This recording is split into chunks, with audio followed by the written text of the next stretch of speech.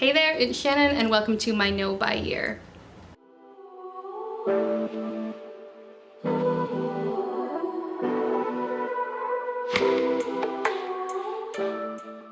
In this video, we're going to be talking about the things that you should thrift and not buy new. Do not buy these things new. There are so many things in the world today that people are buying new when they don't have to. And it pains me to watch it happen when I know that 80% of clothing in thrift stores is being thrown away and thrown in a landfill. And a lot of them are things that people are going out and buying new and seeking to purchase. So let's go through a couple of items that I don't think you should... Careful, plant. I don't think you should ever buy new in 2024. The first are wool overcoats. These are really popular and I really like to see that because I have so many of these, so the fact that they're on trend is just a bonus for me. But these wool overcoats are a dime a dozen at the thrift store. You can get them at the thrift. Every thrift store I've ever been to has had these in some way, shape, or form. Maybe not every time, but they typically do get them in. They are in the men's section, they're in the women's section. You can find them just about anywhere, and most of them are incredible quality. These items are going to be 100% lined. They're going to be 100% wool. They're going to have shoulder pads and structure and some oomph to them. You're going to have some substance to them in a way that most of these that you're buying nowadays aren't. And if you are buying them now and they do have that kind of quality, you're paying $500 or more. You're paying $1,400 for a luxury wool overcoat when you can get them for $12 at the thrift store. Every single one of the pieces in this entire video is thrifted. All of these coats were thrifted. I did not pay more than, I believe, $25 for any of these coats. And you can also find them in great colors. I like that you can find them in colors now. Sometimes those can be a little hard to find in modern fashion, and color can be found in vintage really easily.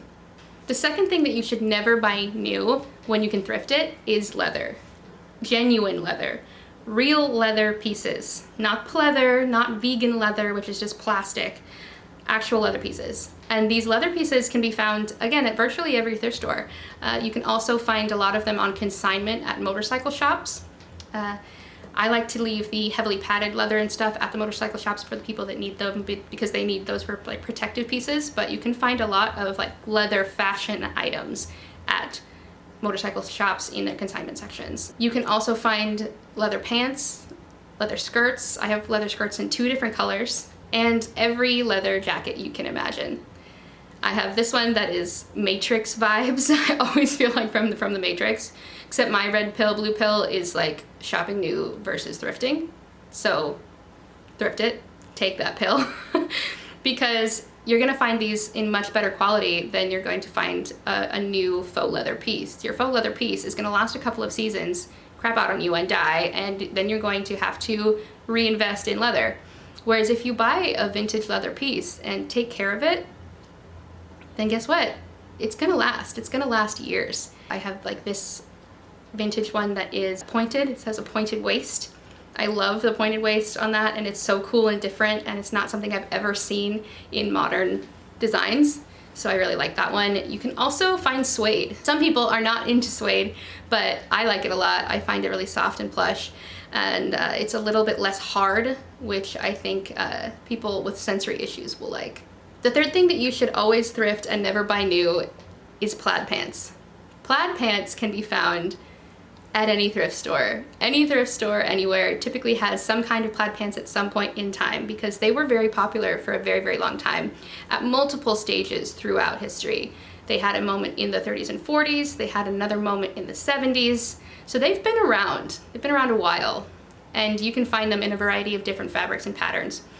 The ones in the 70s were typically polyester, and I have a pair that's so 1970s. It's about 1972. They're gentlemen's pants from 1972, and they're polyester, which I don't mind in vintage. I think it's okay. But if you want to wear like a wool version, 100% wool, or a cotton blend or something, you can get those too. I have a pair that's red and green that I wear a lot around the holidays. I love those ones. I think that plaid, here's the thing. I think plaid is a neutral. That might be very controversial, but I think plaid's a neutral too. All of these patterns, leopard is a neutral. I think they're neutrals. I think it's fine. You can wear it with anything. But I also have a green one that I wear all the time. I love. I have one that has like a yellow tone in them that has a built-in belt. So plaid pants can be found at the thrift store, and they're a good option for tall girls. So if you're a tall girly, a lot of my plaid pants, for some reason, I have to wear with heels because they're way too long on me. So if you are sort of tall, maybe look for a plaid pant because you might not have to hem it. I have to hem them always, but you know, just lucky, I guess. The other thing that you should always thrift, never buy new, is the most unique bags. If you are gonna thrift bags because you can find the funnest things. This is a watering can purse. I got it for $20, Goodwill online. How perfect is that for a permaculture gardener? This one I love. This is like a little picnic basket moment. I wear this to like outdoor weddings and stuff. It's really cute, picnicky, cottagecore hobbit vibes to the max. I also have this one. It's flat, or at least it looks flat. It's like a pop art cartoon sort of moment. So if you're ever cosplaying as a cartoon character, this is the way. But all of these bags are thrifted.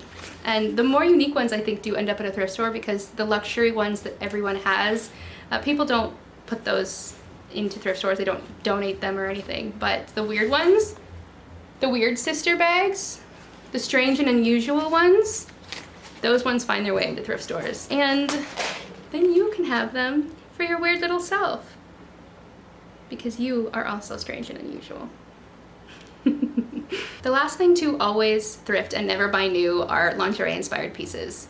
Slip dresses, robes, wraps, all of those kinds of things are always like on the ground at thrift stores, and you can find super, super cool ones. You can find ones that you can wear as a dress that are not see-through and that you can just wear out, that used to be worn as underwear and are now outerwear. So thank you for that coming back around, because a lot of them are really cute. You can find ones that you're just wearing as a skirt because they're sheer on top. I have these, so in addition to the ones that I'll show you, I'll put a panel over here, but I also have these Olgas.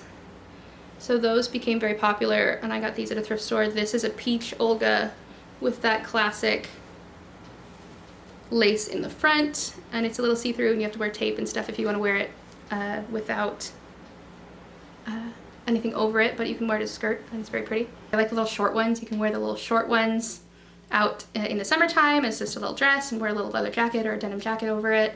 So versatile, and you should never pay more than $15 or $20 for any of those because you can find them at most thrift stores in their underwear or pajama section. So those are all the things that I think you should always thrift and never buy new. Let me know what your best thrift finds are, or if there's something else that I didn't mention that you think people should always thrift and not buy new.